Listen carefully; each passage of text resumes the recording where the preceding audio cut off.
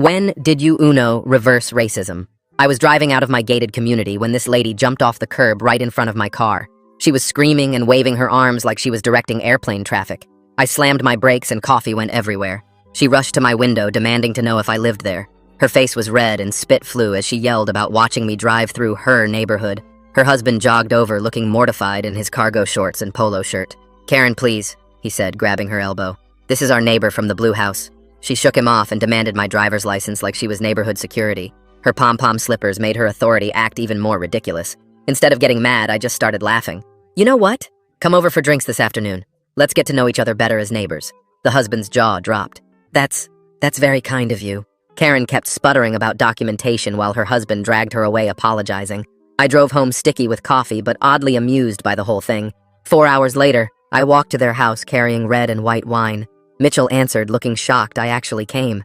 Behind him, Karen shrieked, "Absolutely not!" from their living room.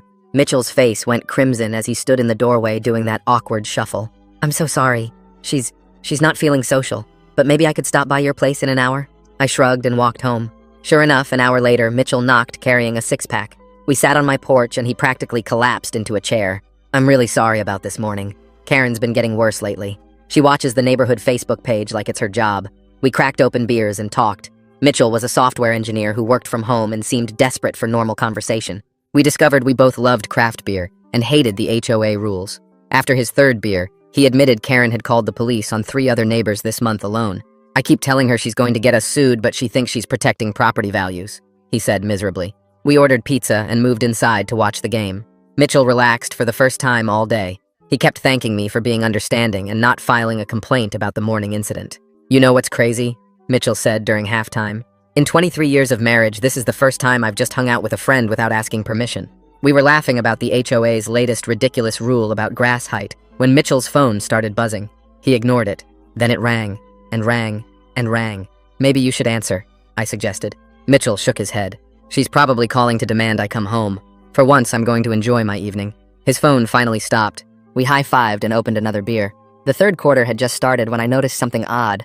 A car had driven past my house 3 times, then another. They were moving slowly like they were looking for addresses. "Hey, Mitchell, does Karen know my exact house number?"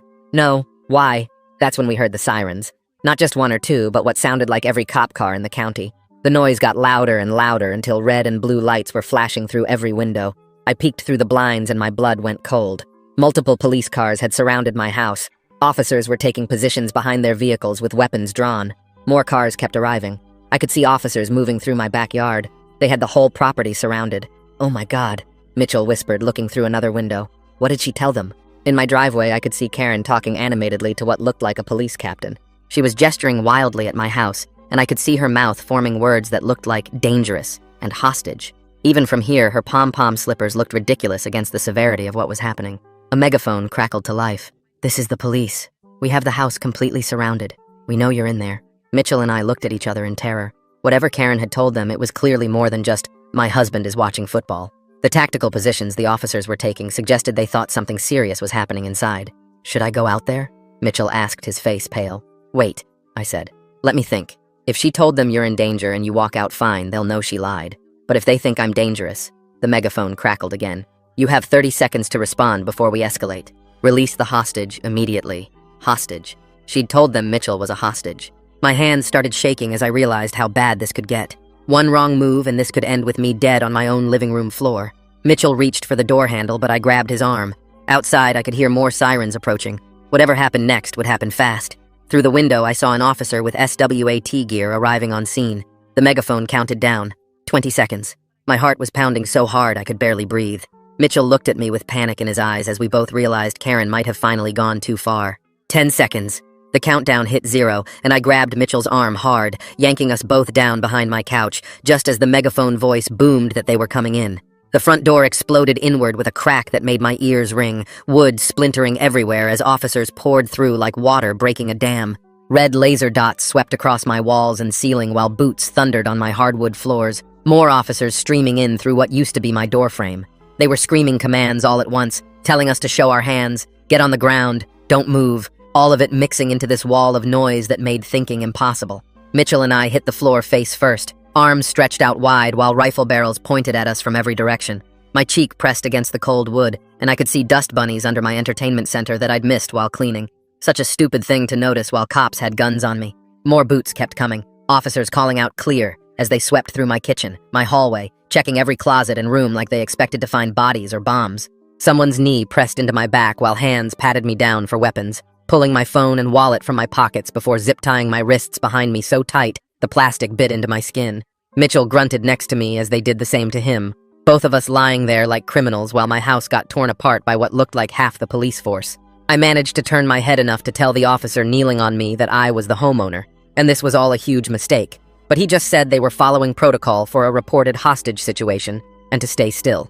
After what felt like forever, but was probably 10 minutes, they finally let us sit up against the wall, though they kept us about 6 feet apart with an officer standing between us. The lead officer grabbed his radio and reported the scene was secure with 2 males in custody and no weapons found, which made me want to laugh because the most dangerous thing in my house was probably the expired milk in my fridge. Through my living room window, I could see Karen out in my driveway talking to someone who looked like the police captain, her arms waving around like she was conducting an orchestra while those stupid pom-pom slippers bounced with every gesture. Even from inside, I could see her mouth forming words, and it looked like she kept saying "dangerous" and "threatened" over and over while pointing at my house. A woman in plain clothes ducked through my broken doorframe and introduced herself as a crisis negotiator, crouching down in front of me with this careful expression like I might snap at any moment. She started asking me gentle questions about what happened tonight. So I explained about the morning incident with Karen jumping in front of my car, how I'd invited them for drinks to smooth things over, and how Mitchell had come by to watch the game instead. Across the room, I could hear Mitchell telling another officer his version, his voice shaking as he explained that his wife had been calling the police on neighbors a lot lately, 3 times just this month, and the officer taking notes looked more and more doubtful with every word.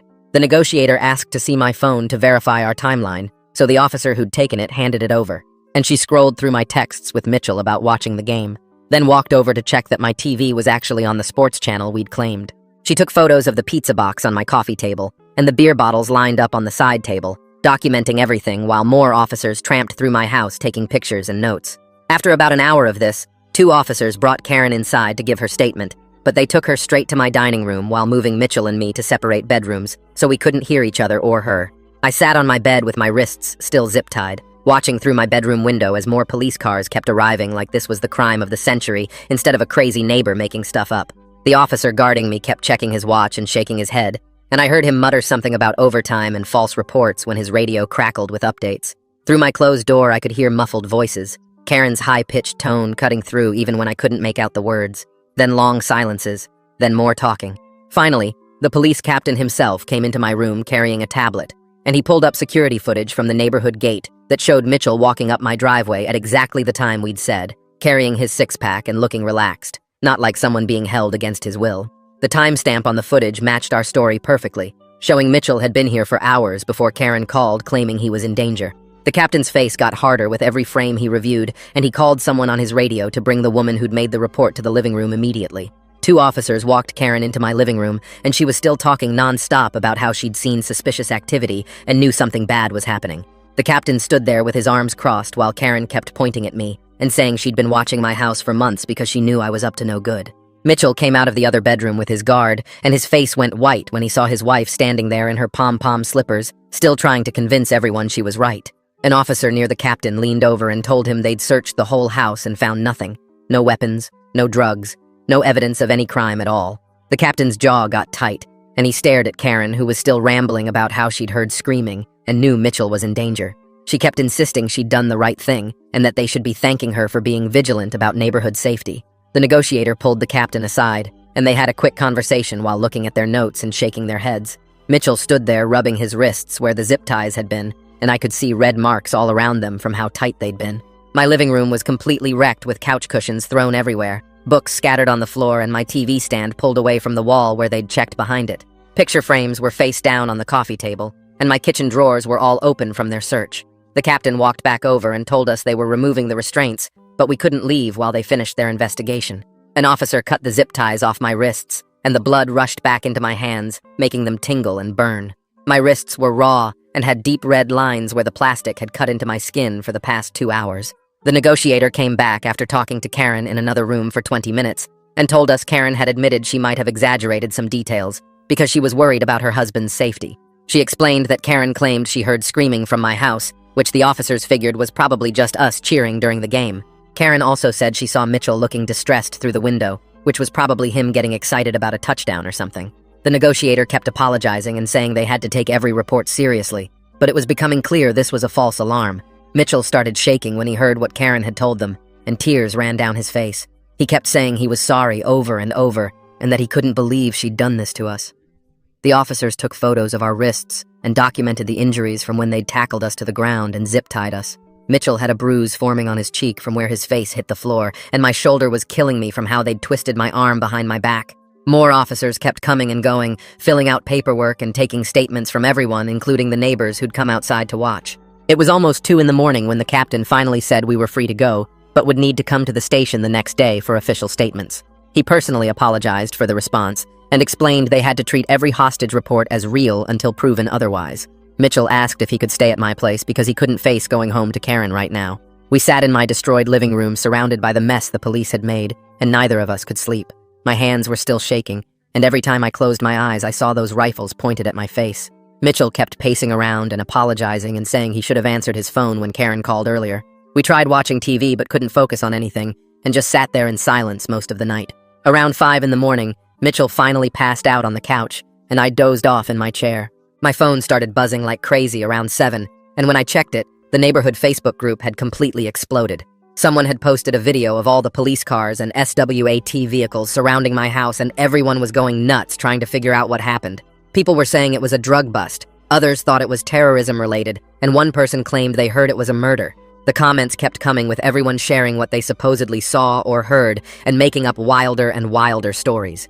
Then Karen posted this vague message about how she was just trying to keep our neighborhood safe from dangerous individuals who might threaten our property values and way of life. She didn't mention any names, but it was obvious she was talking about me and trying to make herself look like some kind of hero. Mitchell woke up, and I showed him the post on his phone, and his face went from pale to bright red with anger. He started typing a response but then deleted it and threw his phone on the couch, saying it wasn't worth it. We got dressed and drove to the police station where they made us wait for an hour before taking us to separate rooms for our statements. The detective who interviewed me seemed nice and kept shaking his head as I told him the whole story from the beginning. He mentioned this wasn't the first false report they'd gotten recently and that people were getting too paranoid these days. I spent 3 hours going over every detail while he typed it all up and had me sign multiple forms. Mitchell was in another room telling his side, and when we met up afterward, he looked exhausted. He told me he'd explained to the detective about Karen's pattern of calling 911 on neighbors and gave them specific dates and incidents. The detective had pulled up all those reports on his computer and found 3 calls just from this month alone, plus several more going back over the past year. Each time Karen had claimed something serious was happening, but when police showed up, it was nothing. Just kids playing too loud or someone parking in front of her house or a delivery truck she didn't recognize. The detective walked us out and told us to stay available for follow-up questions if needed. Mitchell and I sat in my car in the parking lot for a few minutes, just staring ahead, not saying anything. He looked completely drained and kept rubbing his face with both hands. I dropped him off at his hotel and drove straight to the law office my neighbor had recommended a few months back when I had that issue with the contractor. The attorney was a woman in her 50s who listened to my whole story while taking notes on a yellow pad. She kept shaking her head, and when I finished, she put down her pen and leaned back in her chair. She explained that what Karen did was actually several different crimes rolled into one really dangerous situation. Filing a false police report was the obvious one, but she said the way Karen did it by claiming there was a hostage situation could be charged as attempted murder by cop, since she knew armed police would respond. She pulled out more papers and started listing all the ways I could go after Karen in civil court, too. There was the damage to my front door from when police broke it down, plus my wrists were still bruised from the zip ties, and she said the emotional trauma of having guns pointed at me in my own home was worth serious money. She also brought up Karen's Facebook posts and said those counted as defamation, since she was spreading lies about me being dangerous to the whole neighborhood. We spent 2 hours going through everything while she typed up notes and had me sign papers authorizing her to start building the case. She took photos of my wrists and the damage to my house and said she'd request the police body cam footage too. My phone buzzed while I was signing papers, and it was Mitchell texting that he couldn't go back home and was going to stay at the hotel for a while. He said he'd been on the phone with divorce lawyers all afternoon trying to figure out how to separate from Karen after being married for so long. I showed the text to my attorney, and she nodded like she'd seen this before. On my drive home, my phone kept lighting up with messages from neighbors I barely knew. 3 different families reached out saying they needed to talk to me about Karen. One guy who lived 2 streets over said Karen had called CPS on them last summer because their 8-year-old was riding his bike in the driveway without a parent standing right there. The investigation took weeks and nearly destroyed their family, even though CPS found nothing wrong. Another neighbor said Karen reported them to animal control, claiming they were abusing their dog just because it barked sometimes during the day while they were at work. The third family said they almost sold their house and moved after Karen kept calling the cops on their teenage son for playing basketball in their own driveway after school. That evening, the HOA president called my cell phone, which was weird since I'd never talked to him before. He sounded really nervous and said he needed to call an emergency meeting about what happened, because the HOA could be liable if one of the residents was going around making false reports that put other residents in danger. He wanted to create new rules about how complaints between neighbors should be handled and said he was worried about getting sued if something worse happened. He scheduled the meeting for 3 days later at the community center. The next morning, Mitchell called and asked if he could stop by to grab something from his computer at home, but he didn't want to go alone. We drove to his house together and Karen's car wasn't there, which was a relief. Mitchell went straight to their home office and logged into the desktop computer. His hands were shaking as he clicked through folders, and then his face went white. He turned the screen toward me, and there was a folder labeled Neighborhood Watch Evidence, with subfolders for different addresses, including mine. Inside my folder were screenshots going back 6 months of every photo I'd posted on social media, even stuff from my private Instagram that she must have gotten from someone else. There were photos of my car with notes about what time I left for work, pictures of delivery trucks at my house with timestamps, and even screenshots of comments I'd made in the neighborhood Facebook group. Mitchell found similar folders for 5 other neighbors with the same creepy level of detail. He forwarded everything to my attorney's email and to his divorce lawyer, too. 2 days later, the detective called to tell me they'd finished their investigation and were recommending charges against Karen for filing a false report and reckless endangerment. He said the district attorney would review everything within the week and decide whether to prosecute. He also mentioned that finding out about Karen's previous false reports to 911 made this much more serious, since it showed a pattern of behavior. My attorney got the news too, and immediately filed a cease and desist letter demanding Karen stop posting about me online and stay at least 100 feet away from my property. She also demanded Karen stop taking photos of my house and delete all the screenshots and surveillance notes she'd been keeping. We sent it certified mail and through email to make sure she got it. The HOA meeting came 3 days later, and the community center was packed with way more people than I'd ever seen at one of these things. The president started explaining what happened and why we needed new policies. But before he could finish, people started shouting from different parts of the room. Some neighbors were defending Karen, saying she was just trying to keep everyone safe, while others started sharing their own stories about her harassment. One older couple said Karen had measured their grass with a ruler and reported them to the HOA for being a 1/4 inch too tall. Another family said she'd called the cops on their nanny for sitting in a parked car during her break. The room got louder and louder with people arguing about whether Karen was protecting the neighborhood or terrorizing it. Mitchell had been sitting quietly in the back, but suddenly stood up and walked to the front of the room. His voice was shaking, but he spoke loud enough for everyone to hear. He apologized for what his wife had done and admitted she needed professional help. He said he'd been in denial for years, but watching me almost get shot by police finally made him realize how dangerous her behavior had become. Karen must have been listening from outside, because she burst through the doors, screaming that we were all conspiring against her, and that she was the only one who cared about property values and keeping criminals out of the neighborhood. She pointed at different people, calling them lazy, irresponsible, and dangerous before the HOA president told her she needed to leave, or he'd call security. She stormed out yelling that we'd all regret this when the neighborhood went to hell without her watching over things. The HOA president called another meeting 2 weeks later, and this time the room was even more packed with people standing against the walls. He put up a PowerPoint about new safety rules and started reading from prepared notes about needing proof before making complaints about neighbors. People started voting by raising hands, and it passed 37 to 12 with most of Karen's supporters looking mad, but outnumbered. The president also announced the Facebook group couldn't be used for security alerts anymore, unless someone had actual evidence like photos or police reports. Karen sat in the front row taking notes and shaking her head the whole time, while Mitchell sat way in the back looking at his phone. The next morning, I woke up to find 3 security cameras mounted on Karen's house, all pointing directly at my property and other neighbors' houses. She'd installed them overnight using some kind of telescoping poles that reached up to her roofline. I took photos and called the HOA president, who came over within an hour to look at them himself. He stood in my driveway shaking his head and said this violated at least 4 different privacy rules in our community guidelines. He walked straight to Karen's house, and I watched through my window as they argued on her porch for 20 minutes. She kept pointing at the cameras and then at various houses while he held up what looked like the HOA rulebook. Eventually he left, and she went inside, slamming her door so hard I heard it from my living room. 3 days later, the detective called to tell me the district attorney had reviewed everything and decided to move forward with criminal charges. He said they'd be arresting Karen within the next day or two for filing a false police report and misuse of emergency services. I asked if Mitchell knew, and he said they'd try to do it when he wasn't home to minimize the drama.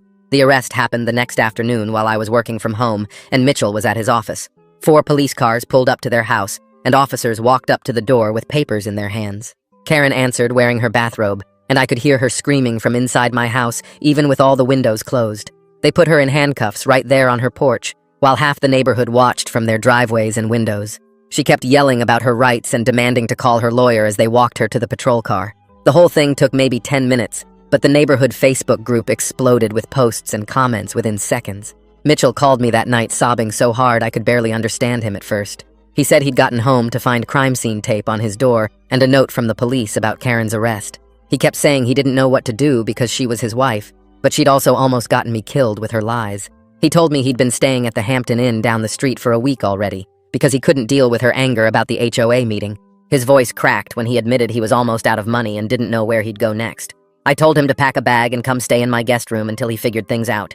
He showed up an hour later with 2 suitcases and a laptop bag looking like he hadn't slept in days. We didn't talk much that first night, but I showed him the guest room and told him to stay as long as he needed. The next few days were quiet, with Mitchell mostly working from the guest room and only coming out for food. Karen posted bail after 3 days, and the first thing she did was drive straight to my house at 7 in the morning. She stood on my lawn screaming for Mitchell to come out and calling me a homewrecker and saying I'd destroyed her marriage. Mitchell was shaking in the kitchen while I called 911 and told them someone was violating a restraining order on my property. The dispatcher recognized my address and said units were already on the way because neighbors had called too. Karen kept pounding on my door until 3 police cars showed up and officers got out already looking tired of dealing with her. They arrested her right there on my porch while she screamed about being set up and how we were all conspiring against her.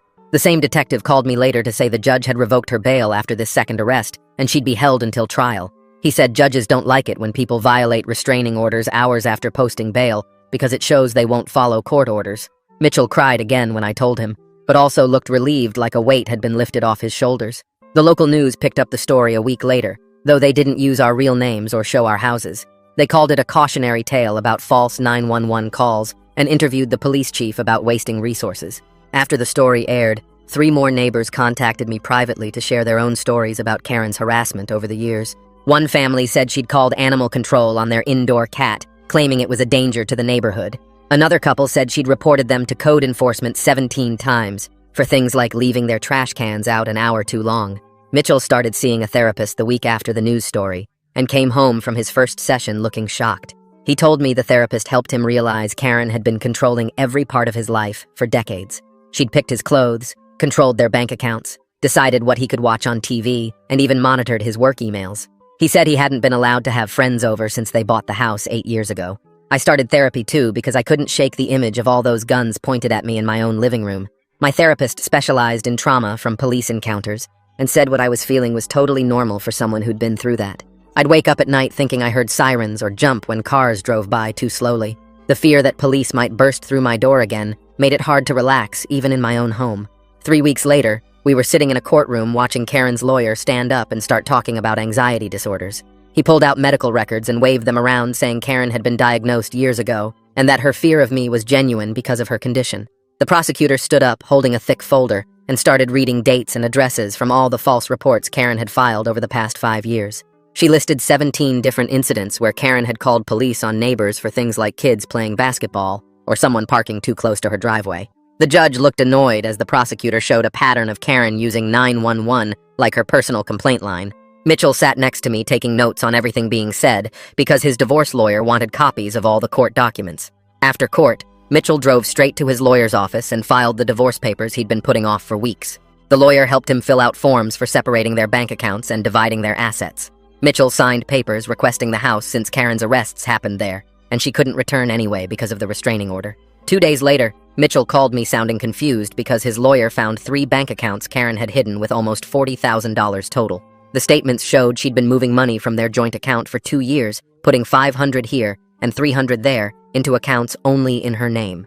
Mitchell's lawyer said this was financial fraud, and they could use it in the divorce to get Mitchell a better settlement. The HOA president called an emergency meeting that week and announced they were bringing in a professional mediator to teach conflict resolution. He said our incident had made the board realize the neighborhood had serious communication problems that needed fixing before someone got hurt. The mediator showed up the next Tuesday and set up chairs in a circle at the community center. About 20 people came, which was less than half the neighborhood, but more than I expected. She made us do exercises about listening without judging and finding common ground even when we disagreed. Some people rolled their eyes, but others actually took notes and asked questions about handling difficult neighbors. 3 weeks after Karen's arrest, the prosecutor called to say Karen wanted to plead guilty to reduced charges. Instead of felony charges for the false report and endangerment, she'd plead to misdemeanor disturbing the peace and misuse of emergency services. The deal required Mitchell and me to agree since we were the victims, and Karen would get probation instead of jail time. The prosecutor said Karen would have to do community service and mandatory therapy twice a week for a year. I sat at my kitchen table staring at the plea agreement for hours, not sure what to do. Part of me wanted Karen to face real consequences for almost getting me killed, but another part just wanted this whole thing over. Mitchell came over and we talked about it over beers on my back porch since we both avoided my living room now. He said he wanted to agree to the deal because maybe therapy would actually help Karen understand what she'd done wrong. We both signed the papers the next day and faxed them to the prosecutor's office. At sentencing, the judge gave Karen 2 years probation and 200 hours of community service at a mental health facility. She also banned Karen from calling 911 except for real emergencies and said any violation would mean immediate jail time. Karen had to pay $5,000 in fines and court costs, plus reimburse the police department for the SWAT response. The judge made it clear that if Karen violated any part of the sentence, she'd serve the maximum jail time for the original charges. Meanwhile, the HOA hired an actual police officer to run a neighborhood watch training program. The officer used our incident as his main example, showing a PowerPoint with response times and costs from that night. He explained that false reports waste resources that could save lives and taught everyone the difference between suspicious and just different. Half the room kept looking at me during his presentation, but I just focused on taking notes about when to actually call police. Mitchell's divorce went through fast since Karen had violated the restraining order twice and committed financial fraud. The judge gave Mitchell the house and most of their assets, but Mitchell told me he couldn't stand living there anymore. He hired movers the next week and put the house on the market, saying every room reminded him of their fights. I finally called someone to fix my front door that the police had destroyed during the raid. The contractor had to replace the whole frame because the battering ram had cracked the wood beyond repair. While he worked, I ordered a security system with cameras covering every entrance to my house.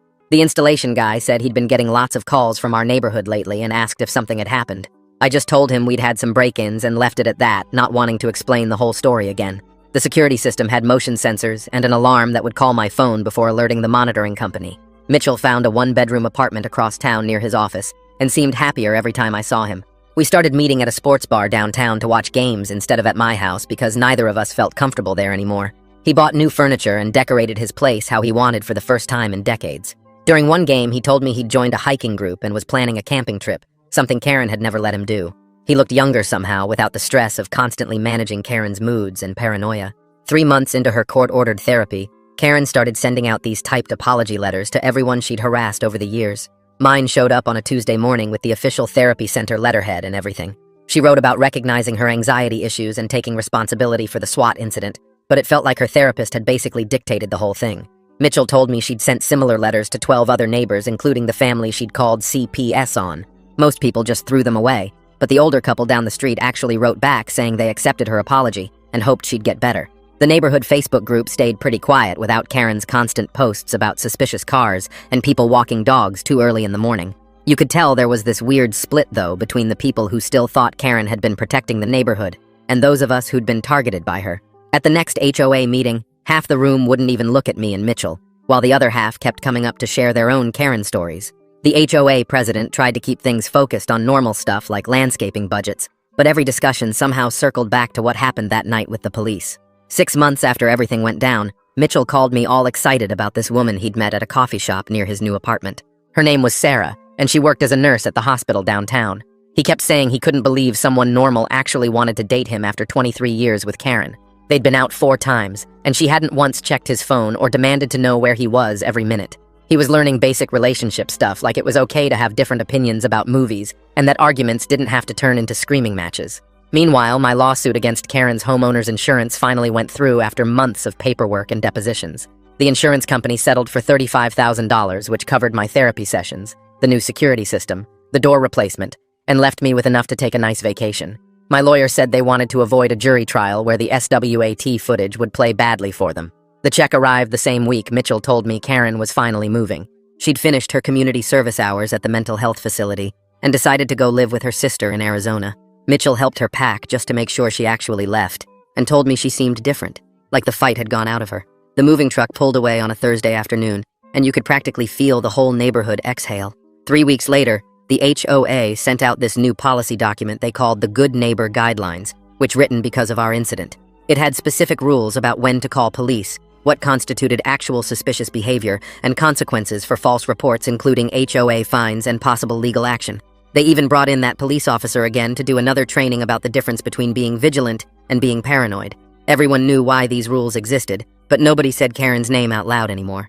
Mitchell and I kept meeting up for games, though we'd switched to this sports bar downtown that had better wings anyway. We'd joke sometimes about how Karen accidentally did us both a favor by being so crazy that night. He got free from a toxic marriage, and I learned to take suburban safety seriously with my new security system and cameras. His new girlfriend, Sarah, started joining us sometimes, and she was cool about the whole story, even though it sounded completely insane when we explained it. She said she could tell Mitchell had been through something rough, but that he was working on himself, and that's what mattered. The insurance money let me take 2 weeks off work to just decompress and deal with the lingering anxiety from having guns pointed at me in my own home. My therapist said it would take time to feel completely safe again, but I was making progress. Mitchell was doing his own therapy too, and said it was helping him recognize all the ways Karen had controlled him that he'd thought were normal. Like he'd never realized other couples didn't have hour-long interrogations about credit card purchases under $20. The annual neighborhood BBQ rolled around in September, and for the first time in years, people actually seemed relaxed. Mitchell brought Sarah and introduced her to everyone while I just enjoyed not feeling like I had to watch my back constantly. People were actually talking to each other face to face instead of posting creepy photos on Facebook asking if anyone recognized their neighbor's house guest. The HOA president made some speech about community and working together, but everyone knew he meant we'd all learned our lesson about letting paranoia take over. Nobody called the cops even when some teenagers got a little loud playing basketball at the park next door. Mitchell won the cornhole tournament, and Sarah high-fived me when he beat the guy who'd supported Karen at all those HOA meetings. It felt like the neighborhood had finally found its balance again, even though we all knew what happened that night had changed everything permanently. Well, that's gonna do it for me today. Appreciate you hanging out and questioning things right along with me. Always feels like a real journey when we share it together. Subscribe for more content like this.